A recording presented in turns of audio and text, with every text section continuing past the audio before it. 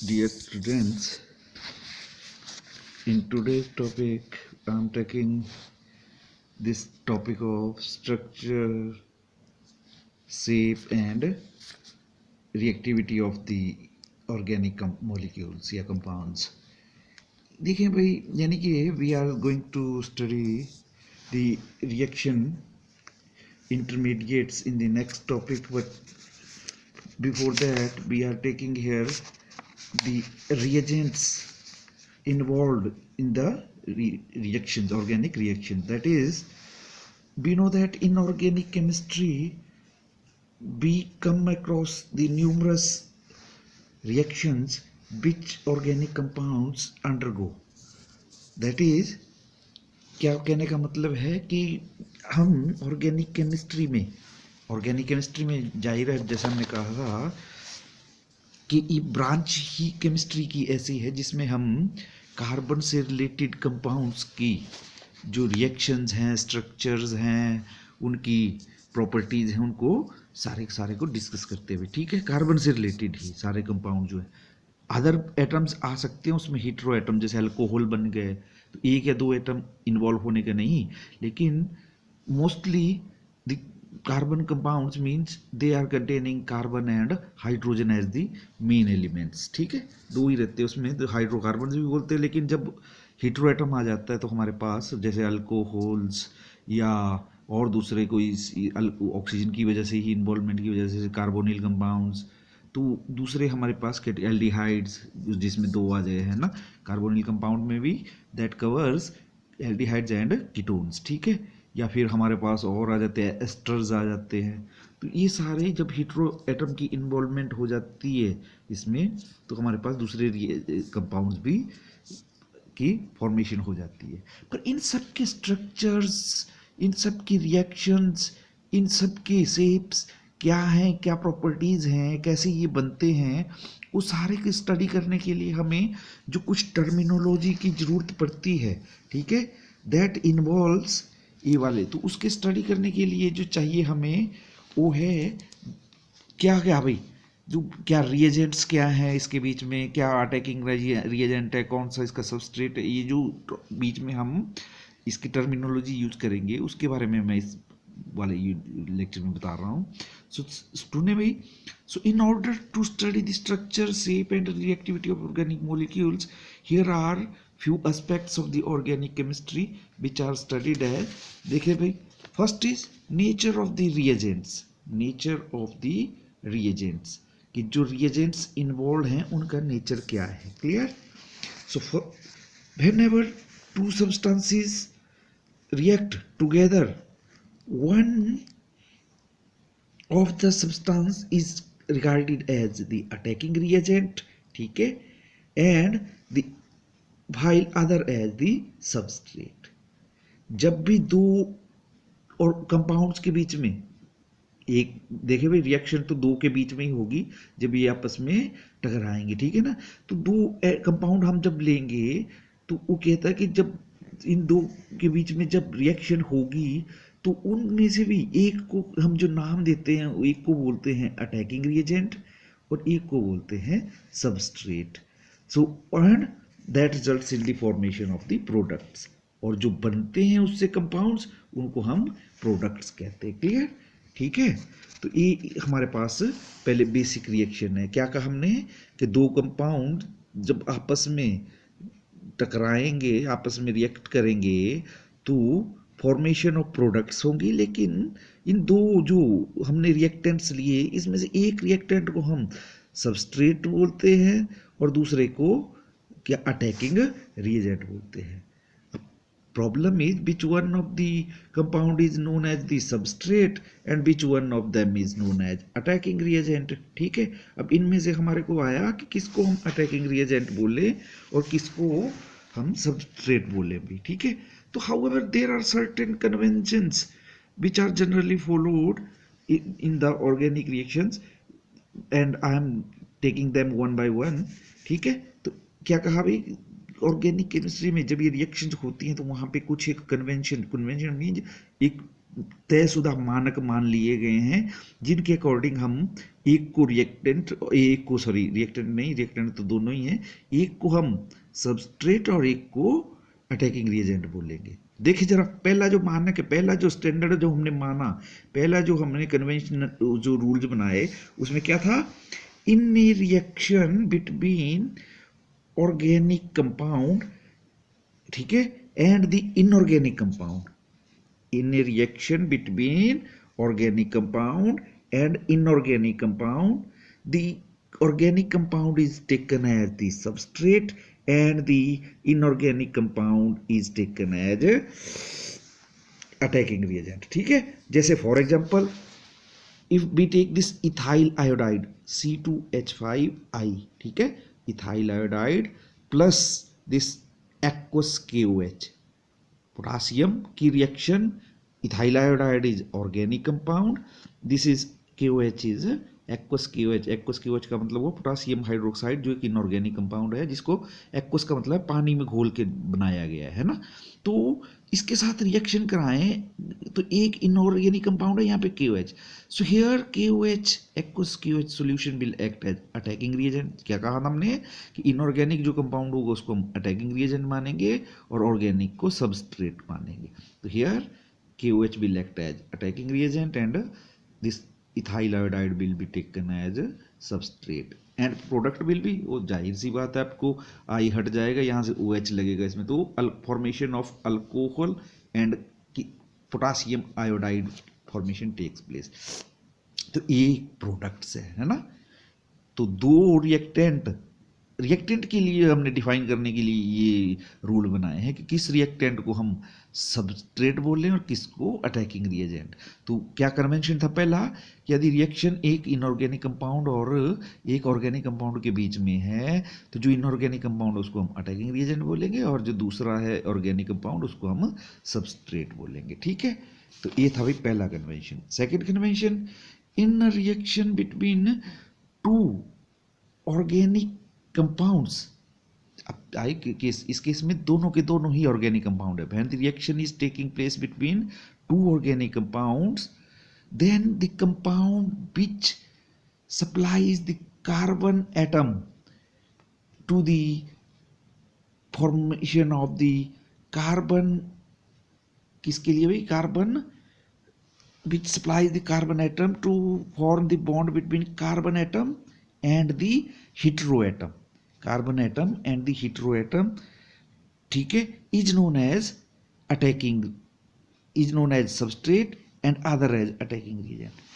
कहने का मतलब क्या है कि जब दो कार्बन ऑर्गेनिक कंपाउंड के बीच में ही रिएक्शन हो, जैसे हम एग्जांपल लेते हैं, यहाँ बताता हूँ मैं आपको कैसे क्लियर हो जाएगा। Suppose this is acetic acid है ना, CH3C double bond OOH, this is acetic acid, this is ethanol C2H5OH। ठीक है, सिर्फ लिखने का तरीका, इस तरफ को OH ग्रुप लिखा है हमने, हाइड्रोक्सिल ग्रुप इथेनॉल का इस तरफ को लिख दिया है। सो हियर क्या कहा इसने, जिस कंपाउंड का कार्बन एटम हीट्रो एटम से जुड़ेगा that will act as substrate. तो हियर ये देखिए यहाँ से ब्रेकेज हो रही है ना, इसका OH जाता है और इसका हाइड्रोजन यहाँ से निकलता है, क्लियर। तो इस C2H5 के साथ तो हीट्रो एटम जुड़ा O, C2H5O, क्लियर। तो इसका हीट्रो एटम और इस वाले कंपाउंड का कार्बन एटम के बीच में बॉन्ड बनेगा, इसका कार्बन और इसका हीट्रो। तो जिसका कार्बन एटम इन्वॉल्व होता है कार्बन और हीट्रो एटम के बीच में बॉन्ड बनाने के लिए, O वाला सबस्ट्रेट कहलाता है। ठीक है, तो here carbon atom of acetic acid is involved in the forming bond with the heteroatom, that is oxygen of the ethanol. So as a result here acetic acid is known as substrate and ethanol is known as attacking reagent, clear। तो formation of this ester takes place, CH3C double bond OC2H5 ethyl acetate की formation हुई plus water molecule get remove. ये तो हुए products, लेकिन हमें इनको नाम करना था। तो क्या कहा, जब ऐसा केस हो कि जहाँ पे एक कार्बन एटम और हीट्रो एटम के बीच में बॉन्ड बने, तो दो ऑर्गेनिक कंपाउंड, दो रिएक्टेंट, दोनों ही ऑर्गेनिक कंपाउंड थे रिएक्टेंट्स, तो दोनों ऑर्गेनिक कंपाउंड में से वो कंपाउंड जिसका कार्बन एटम हीट्रो एटम के साथ बॉन्ड बनाएगा, उस वाले कंपाउंड को, ऑर्गेनिक कंपाउंड को हम सबस्ट्रेट बोलेंगे, और जिसका हीट्रो एटम कार्बन के साथ बॉन्ड होगा उसको हम अटैकिंग रिएजेंट बोलेंगे। ठीक है भाई, तो ये था सेकेंड कन्वेंशन। तो देखते थर्ड वाले, इन कार्बन कार्बन बॉन्ड, अच्छा, इन रिएक्शंस इन्वॉल्विंग, फिर से the reaction involving two organic compound but having carbon carbon bond, पिछला था भाई कार्बन हीट्रो बॉन्ड, है ना, यहाँ पे दोनों की कार्बन है, एक ऑर्गेनिक कंपाउंड का भी कार्बन ही है और दूसरे का भी कार्बन ही है। तो यहाँ पे देखते हैं हम किसको कहें हम सबस्ट्रेट और किसको कहें हम क्या कहते हैं वो, दिस इज अटैकिंग रिएजेंट। ठीक है, तो किसको अब हम सबस्ट्रेट बोलें और किसको कहें अटैकिंग रिएजेंट। तो ये कहता है कि here we can arbitrarily take any compound, one of them as the attacking reagent and other as the substrate। ये कहता है कि यदि ऐसा केस है तो किसी एक को हम अपनी मर्जी से सबस्ट्रेट बोल देंगे और दूसरे को अटैकिंग रिएजेंट बोल देंगे। For example, take the case this reaction between benzene and this CH3COL, ठीक है, COL दैट इथेनॉइल क्लोराइड, ये वाला ले यदि अटैक, तो इस केस में benzene will act as substrate. ठीक है, ये सबस्ट्रेट का हमारे पास काम करेगा और रिएक्शन विल भी क्या हो जाएगा हमारे पास, यहाँ से देखिए जरा, दोनों के कार्बन एटम ही इन्वॉल्व हैं, यहाँ से CH रिमूवल होगा, यहाँ से Cl रिमूवल आएगी, Cl विल बी रिमूव्ड, तो इसका C इस C से बॉन्ड बन जाएगा, that is benzene C double bond O CH3, ठीक है, plus this HCl is remove. ठीक है, तो ये वाला, तो ऐसे केस में कहता है कि जहाँ पे दोनों के कार्बन एटम के बीच में ही बॉन्ड बन रहा हो, तो किसी एक को हम अपने आप ही, एक को सबस्ट्रेट और दूसरे को हम अटैकिंग रिएजेंट बोल देते हैं। ठीक है, तो ये थी इनकी क्लासिफिकेशन, किसको अटैकिंग रिएजेंट बोलेंगे और किसको हम सबस्ट्रेट बोलेंगे। लेकिन क्लासिफिकेशन नहीं कि मतलब इनका नामकरण करना, यानी कि नेम देना इनको, लेकिन क्लासिफिकेशन ऑफ द रिएजेंट्स। अब नेक्स्ट है क्लासिफिकेशन ऑफ द रिएजेंट्स। अब हमारे पास ये जो दो रिएक्टेंट्स हैं, इनमें से भी हमारे पास क्या होगा भाई, कुछ एक रिएक्टेंट्स ऐसे होंगे जो इलेक्ट्रॉन क्या होंगे, डेफिशिएंट होंगे, और कुछ ऐसे होंगे जो इलेक्ट्रॉन के, जिनके पास रिच होंगे, rich in electron and deficient in electron. तो इलेक्ट्रोफिलिक रिएजेंट्स, और जिनको हम इलेक्ट्रोफाइल्स भी बोलते हैं। Electrophile is a reagent containing an atom which is electron deficient in nature. ठीक है, ऐसा जो हमारे पास एक रिएजेंट हो, ऐसा रिएजेंट जिसमें एक ऐसा एटम हो जिसके ऊपर इलेक्ट्रॉन की कमी हो, तो उस रिएजेंट को हम इलेक्ट्रोफाइल कहते हैं भाई। ठीक है, या क्या कहेंगे, इलेक्ट्रोफिलिक रिएजेंट या इलेक्ट्रोफाइल ही simply. Such reagents take electron from the electron rich reagents. किसी दूसरे जो रिएजेंट्स जो जिनके पास एक्स्ट्रा इलेक्ट्रॉन्स हो, उनसे इलेक्ट्रॉन लेते हैं, इसलिए they behaves like a Lewis acid, means they accepts electron. इन रिएजेंट्स की इलेक्ट्रोफाइल का मतलब हुआ वो इलेक्ट्रॉन डेफिशिएंट था, उसके पास इलेक्ट्रॉन की कमी थी, so they can take electron from the electron rich species. तो ऐसी स्पीसीज, ऐसे रिएजेंट जिनके पास एक्स्ट्रा इलेक्ट्रॉन हो, ये उनसे इलेक्ट्रॉन ले सकते हैं। ऐसी स्पीसीज, ऐसे रिएजेंट जो जिनके पास इलेक्ट्रॉन की कमी होती है, डेफिशिएंट होते हैं और दूसरों से लेते हैं, उनको हम ल्यूइस एसिड कहते हैं। तो means electrophile behaves like these Lewis acids. These electrophiles may be of two types. ये दो टाइप्स के हो सकते हैं भाई, पॉजिटिवली चार्ज्ड आयंस और इलेक्ट्रोफाइल्स। तो पॉजिटिवली चार्ज्ड आयंस को हम पॉजिटिवली चार्ज इलेक्ट्रोफाइल बोलते हैं, ठीक है। तो अब देखते हैं कौन से वाले पॉजिटिवली चार्ज मीन्स, अब इसमें examples the ions like such as this hydrogen ion that is H positive, या हाइड्रोनियम आयन H3O, वाटर को जब H पॉजिटिव गेन कर लेता है तो H3O पॉजिटिव बन जाता है, तो H3O पॉजिटिव हाइड्रोनियम आयन, या क्लोरोनियम आयन Cl पॉजिटिव, या nitronium ion NO2 positive. So all these ions they are EM लगता है भाई, जिनके पास इलेक्ट्रॉन डेफिशिएंट हो, जैसे ये हाइड्रोनियम, क्लोरोनियम, नाइट्रोनियम, ठीक है, ये वाले टाइप में इनके हम ईएम लगता है पीछे। कहाँ से? कार्बोकेशन से। कार्बोकेशन में भी यही वाली बात है ना, या कार्बोकेशंस हो, जैसे मैंने कहा था CH3 पॉजिटिव, C2H5 पॉजिटिव, इस टाइप के जो पॉजिटिवली चार्ज आयन बनेंगे अल्काइल ग्रुप्स में, तो वो दे आर कॉल्ड कार्बोकेशंस, तो वो भी इलेक्ट्रॉन डेफिशिएंट होते हैं। तो कार्बोकेशंस या दिस क्लोरोनियम, नाइट्रोनियम, ये जो आयन्स हैं they are positively charged electrophiles, यानी कि ये इलेक्ट्रोफाइल्स है पर इनके ऊपर पॉजिटिव चार्ज भी है। बट न्यूट्रल इलेक्ट्रोफाइल्स, हमारे पास न्यूट्रल इलेक्ट्रोफाइल्स भी होते हैं।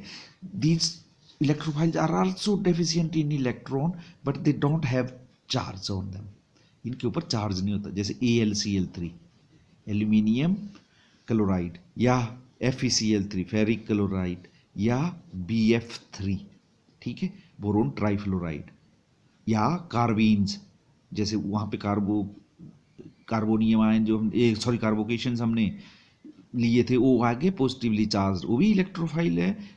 कार्बीन्स भी इलेक्ट्रोफाइल्स होती हैं, इनमें भी शॉर्टेज ऑफ इलेक्ट्रॉन होती है, लेकिन ये न्यूट्रल होती हैं, तो इसलिए न्यूट्रल वाले इलेक्ट्रोफाइल में, ठीक है। तो ये ऐसी स्पीसीज जिनके हो तो वो इलेक्ट्रॉन डेफिशिएंट लेकिन चार्ज ना हो उनके ऊपर, तो वो न्यूट्रल इलेक्ट्रोफाइल हो गया, ठीक है। Then second type of reagents is nucleophilic reagents.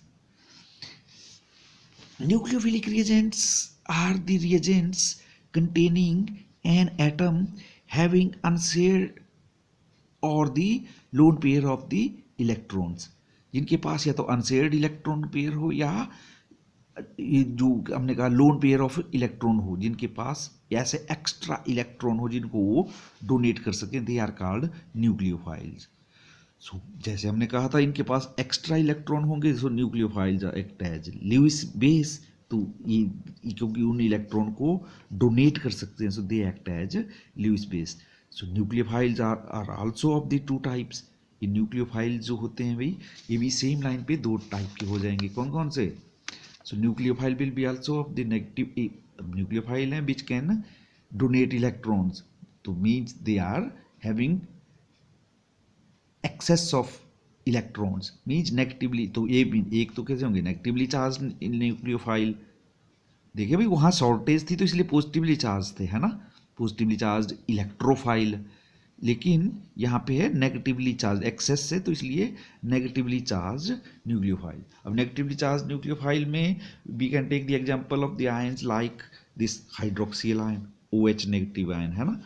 हाइड्रोक्सियल ion जब भी होगा तो वो उसके ऊपर एक इलेक्ट्रॉन पेयर होता है ऑक्सीजन के ऊपर डोनेट करने के लिए, या these halides Cl negative, Br negative, I negative, all these halides they are also considered as the nucleophiles but with negative charge, है ना।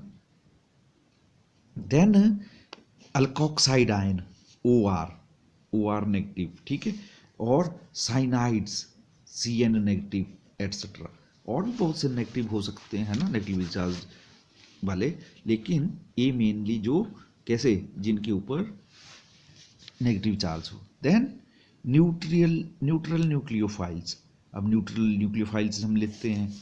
न्यूट्रल न्यूक्लियोफाइल्स में आगे आपके पास वाटर मॉलिक्यूल्स H2O में भी ऑक्सीजन के ऊपर इलेक्ट्रॉन पेयर होता है विच इट कैन डोनेट।